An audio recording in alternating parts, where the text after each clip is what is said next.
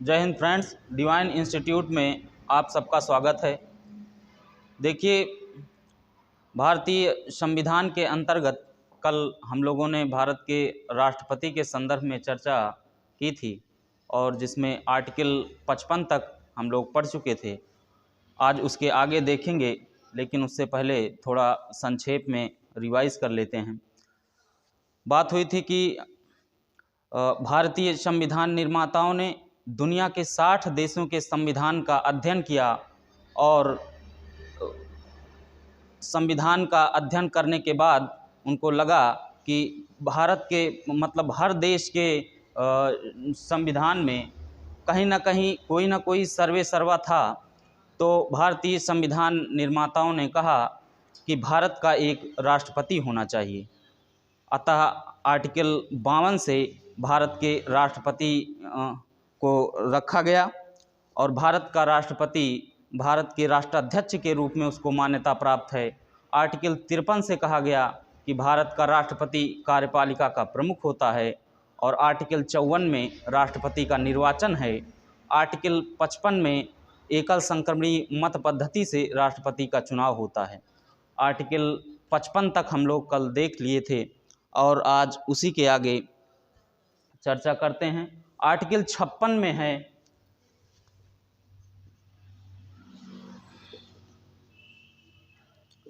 Article 56 में राष्ट्रपति की पदावधि।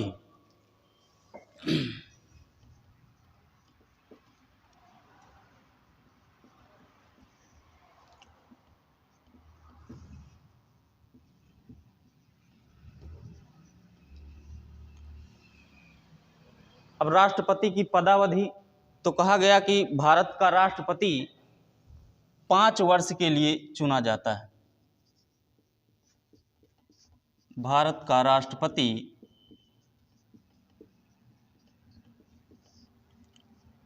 5 वर्ष के लिए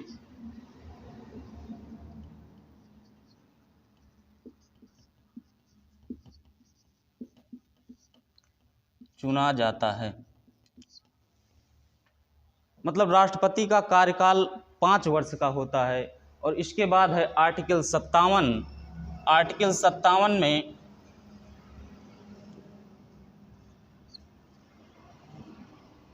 आर्टिकल 57 से है राष्ट्रपति का पुनः निर्वाचन।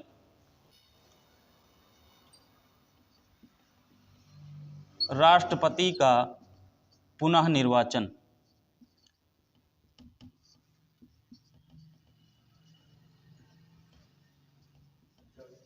अर्थात भारत का राष्ट्रपति अनेकों बार राष्ट्रपति चुना जा सकता है। कहने का मतलब कि कोई लिमिटेशन नहीं है। भारत का राष्ट्रपति अनेकों बार राष्ट्रपति चुना जा सकता है। जबकि अमेरिकी संविधान में कहा गया कि अमेरिका का जो राष्ट्रपति होगा वो 2 बार से अधिक राष्ट्रपति के पद पर नहीं रह सकता है।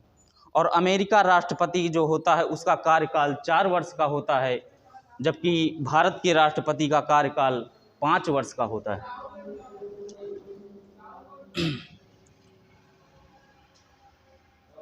इसके बाद है आर्टिकल 58 और आर्टिकल 58 में कहा गया कि राष्ट्रपति की योग्यताएं। तो राष्ट्रपति की योग्यताओं के अंतर्गत देखते हैं, कहा गया राष्ट्रपति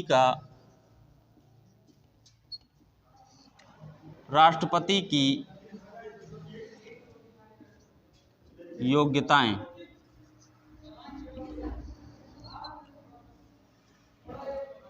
अब इतना बड़ा पद, इतना रिस्पॉन्सिबल पोस्ट, एक संवैधानिक पद है, प्रतिष्ठित और गरिमामयी पद है भारत के राष्ट्रपति का। तो कहा गया कि भारत के राष्ट्रपति की योग्यताएं क्या होंगी इतने प्रतिष्ठित पद की, इतने गरिमामयी पद की।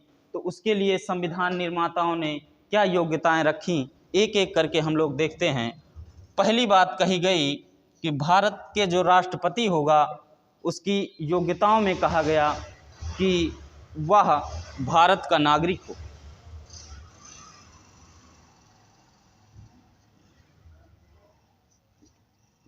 वह भारत का नागरिक हो। कहने का मतलब है कि भारत का राष्ट्रपति वही बन सकता है, वही राष्ट्रपति के चुनाव में खड़ा हो सकता है जो भारत का नागरिक हो। और दूसरी बात कही गई राष्ट्रपति की योग्यता में, दूसरी बात कही गई कि उसकी आयु 35 वर्ष से कम ना हो। उसकी आयु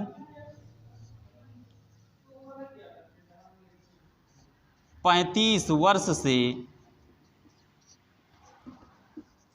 कम ना हो।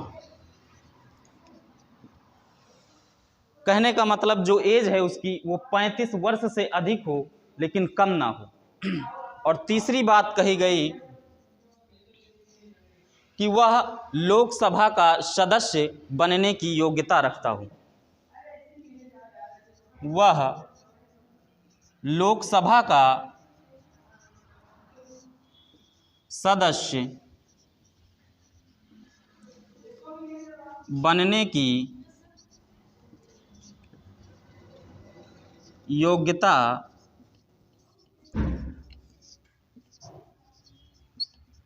रखता हो। ये तीन बातें हो गई। और चौथी बात कही गई कि वह किसी लाभ के पद पर ना हो। वह किसी लाभ के पद पर ना हो, अर्थात किसी सरकारी नौकरी में ना हो। कहने का मतलब है कि कुल मिलाकर सरकार के द्वारा किसी भी प्रकार का कोई लाभ प्राप्त ना कर रहा हो। अगर आप लोग जैसे कॉम्पिटिटिव एग्ज़ाम का तैयारी करते हैं, सिलेक्शन हो गया तो उसके बाद आप राष्ट्रपति नहीं बन सकते, ये मान के चलिए आप। यानी कि वह किसी लाभ के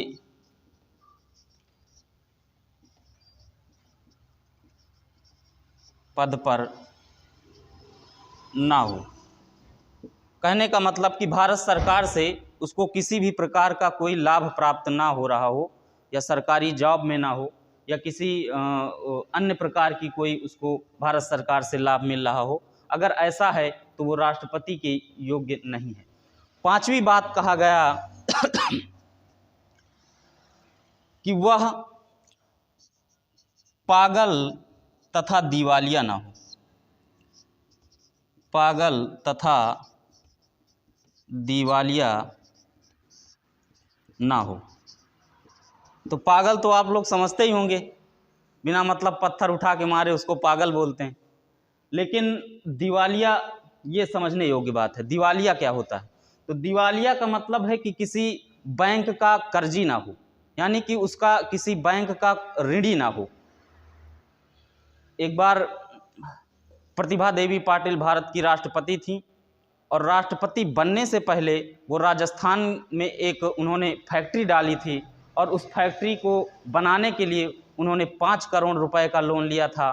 और लोन लेने के बाद, अब बड़े लोग हैं, जमा करने को इतना ध्यान नहीं दिए।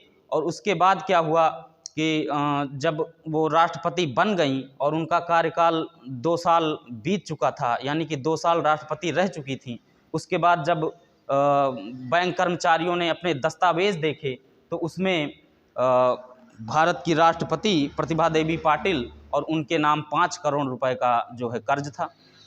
तो बैंक वालों ने देखा, बैंक कर्मचारियों ने तो कहा ये तो संविधान के खिलाफ है, और तुरंत जो है प्रतिभा देवी पाटिल को सूचना भेजी गई, और रातों रात प्रतिभा देवी पाटिल 5 करोड़ रुपए लेकर पहुंची और जमा करा दी। जब जमा करा दिया तो दिवालिया ख़त्म हो गया।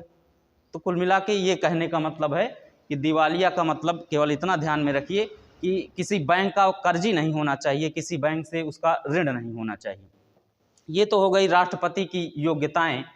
5 बिंदु हैं जो कि महत्वपूर्ण हैं कि मान लो 4 ऑप्शन दिए हैं और उसमें से कह देगा कि इनमें से कौन सा एक राष्ट्रपति के योग्यता नहीं है, तो उसको आपको मार्क करना होगा। इसके बाद है आर्टिकल 59। आर्टिकल 59 में कहा गया कि भारत राष्ट्रपति योग्यता हम लोगों ने देख लिया।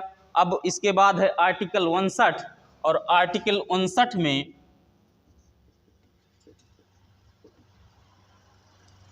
आर्टिकल 59 से कहा गया कि भारत के राष्ट्रपति का वेतन,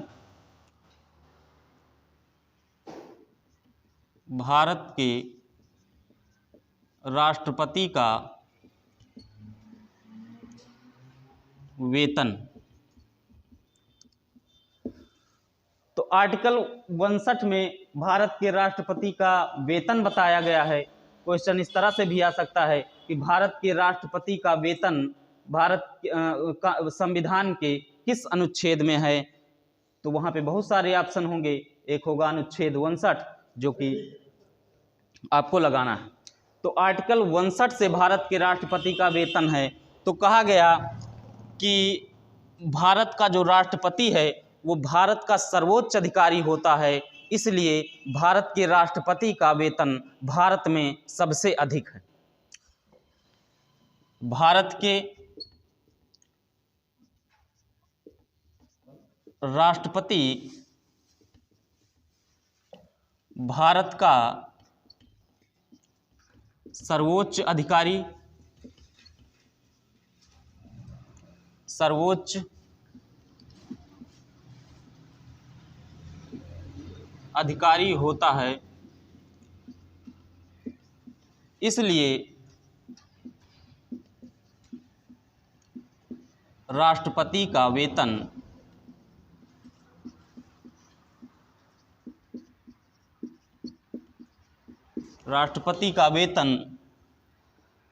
भारत में सबसे अधिक है।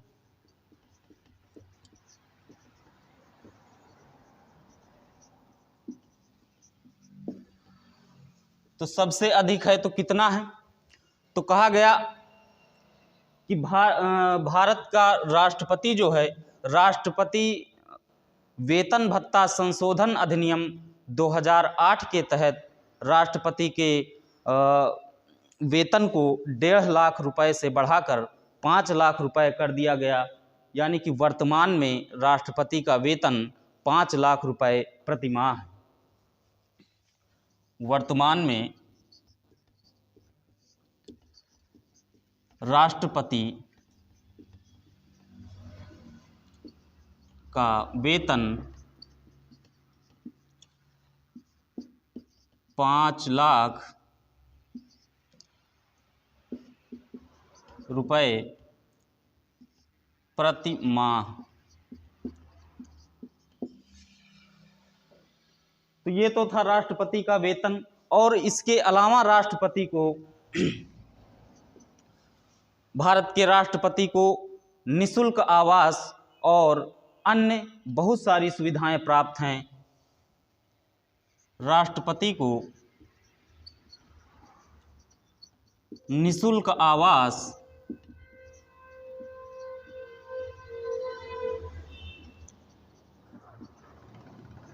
निःशुल्क आवास और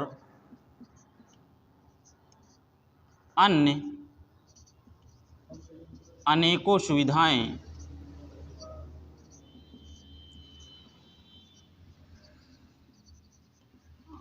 सुविधाएं प्राप्त हैं। और अगला पॉइंट है कि राष्ट्रपति भवन नई दिल्ली के रायसीना हिल्स पर स्थित है। राष्ट्रपति भवन नई दिल्ली के रायसीना हिल्स पर स्थित है।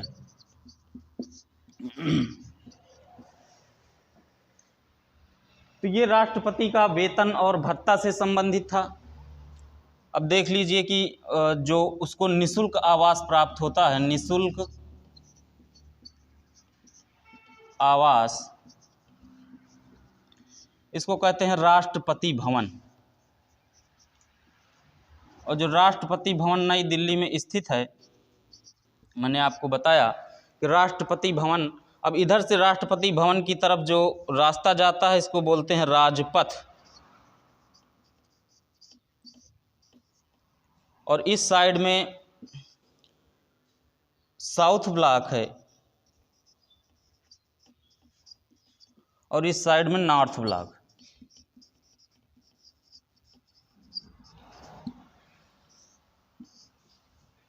यहाँ पे बहुत सारे डिफेंस ऑफिस बने हुए हैं। डिफेंस ऑफिस यानी कि सेना का कार्य होता है यहाँ पे, ये मान के चलिए आप, सेना कार्य। और इधर बहुत सारी मिनिस्ट्रीज बनी हुई हैं यानी कि मंत्रालय बने हुए, मंत्रालय। तो ये तो था राष्ट्रपति भवन जो नई दिल्ली में स्थित है, उसके संदर्भ में मोटा मोटा एक लोकेशन समझ लीजिए आप। ये निशुल्क आवास जो राष्ट्रपति भवन के रूप में राष्ट्रपति को प्राप्त है, वो नई दिल्ली रायसीना हिल्स पर स्थित है। अधिकांशतः क्वेश्चन आता है कॉम्पिटिटिव एग्जाम में कि राष्ट्रपति भवन जो है वो राष्ट्रपति भवन नई दिल्ली में कहाँ स्थित है। एक ऑप्शन होगा रायसीना हिल्स, वो आपको मार्क करना है। उसके बाद आर्टिकल 59 के बाद भारत के राष्ट्रपति का वेतन आर्टिकल 59 में है, और उसके बाद है आर्टिकल 60 और तो आर्टिकल 59 हम लोगों ने देखा राष्ट्रपति का वेतन। राष्ट्रपति के वेतन में मैंने आपको बताया कि राष्ट्रपति वेतन भत्ता संशोधन अधिनियम 2008 के तहत राष्ट्रपति का वेतन 1.5 लाख रुपए से बढ़ाकर 5 लाख रुपए कर दिया गया है। वर्तमान में राष्ट्रपति का वेतन 5 लाख रुपए प्रति माह है और भारत के राष्ट्रपति को निःशुल्क आवास और इसके अलावा अन्य तमाम सारी सुविधाएं प्राप्त होती हैं और राष्ट्रपति भवन नई दिल्ली रायसीना हिल्स में स्थित है। यहाँ तक। अब इसके बाद है आर्टिकल 60। आर्टिकल 60 में है राष्ट्रपति का शपथ। तो राष्ट्रपति का शपथ।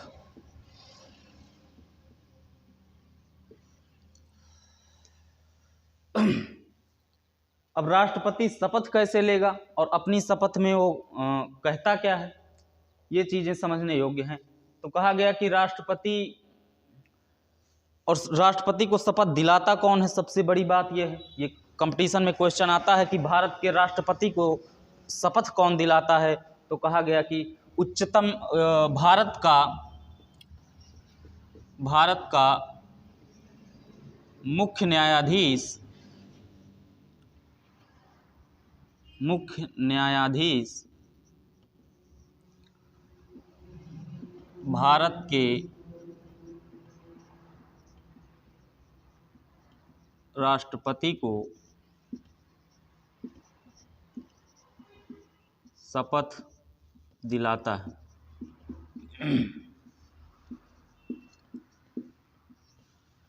अब भारत का मुख्य न्यायाधीश, तो ये आप लोग जानते ही होंगे कि भारत का जो उच्चतम न्यायालय का मुख्य न्यायाधीश होता है उसे ही भारत का मुख्य न्यायाधीश कहा जाता है, यानी कि chief justice of India CJI।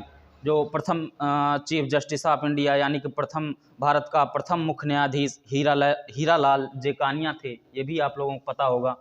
और आर्टिकल 60 राष्ट्रपति का शपथ। लेकिन अब सबसे बड़ी बात है कि राष्ट्रपति शपथ लेता कैसे है। तो वो अपनी शपथ में कहता है, अपना नाम लेता है, कहता है कि मैं फला फला ईश्वर की शपथ लेता हूँ या प्रतिज्ञान करता हूँ कि मैं भारत के संविधान या विधि का संरक्षण, प्रतिरक्षण और परिरक्षण करूँगा तथा देश की जनता की सेवा में सदैव तत्पर रहूँगा। तो राष्ट्रपति की शपथ है ये। इस प्रकार से इस कोई बहुत ज़्यादा इम्पॉर्टेंट नहीं है, लिखने की ज़रूरत नहीं है। और आर्टिकल 60 और इसके बाद है आर्टिकल 61। आर्टिकल 61 से है राष्ट्रपति पर महाभियोग। राष्ट्रपति पर महाभियोग।